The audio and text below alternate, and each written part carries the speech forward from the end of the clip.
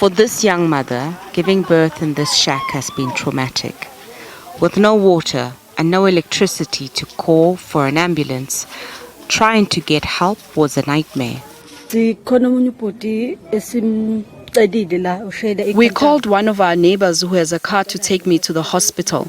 I don't feel happy about this because where we are living now is a bad environment. We all use the open fire outside to cook, and there are days where there is no water coming from the pipes.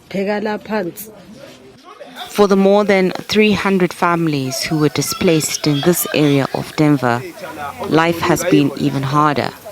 Their trauma of surviving the Marshalltown fire, losing loved ones, being displaced, has been compounded by what they call appalling living conditions. Toilets are causing infections, so people are getting diseases because of these toilets, because the fumes are coming out when people are sitting on these toilets. They've accused local government of failing them.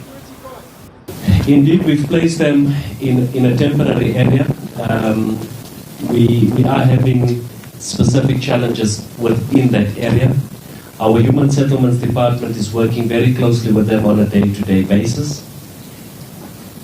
We need to indicate to you it is becoming difficult for us, specifically on that one from a humanistic point of view. The temporary shelter settlement has no water and no electricity, which means the 300 families use an open fire to cook.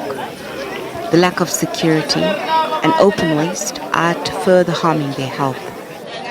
These are non-governmental organizations basically doing the work that is supposed to be done by the state and its organs, which have a constitutional obligation to ensure that these people are assisted in every way possible to receive the humanitarian aid, but also the assistance to rebuild their lives.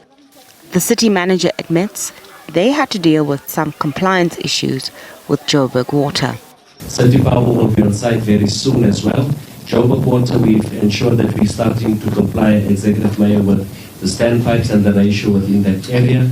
I personally went to site last week to ensure that work is taking place, and I can indicate to you the area was clean in terms of waste management. But we must indicate to you we had an issue on Friday evening where there was some form of flooding in the area, and our EMS were there. Human rights activists in the area have described the situation as a growing humanitarian crisis. So in a disaster, you would have things such as proper shelter, decent homes, not putting people under further pressure. So the flooding that happened here on Friday reoccurred today, So you're taking people out of a building that was on fire, putting them into a place that is not conducive for humans to live here. They're calling on the Gauteng Premier and the President to intervene, to urgently help the families whose lives were turned upside down in a tragic fire that took the lives of at least 77 people. Nozintombi Mia, SABC News.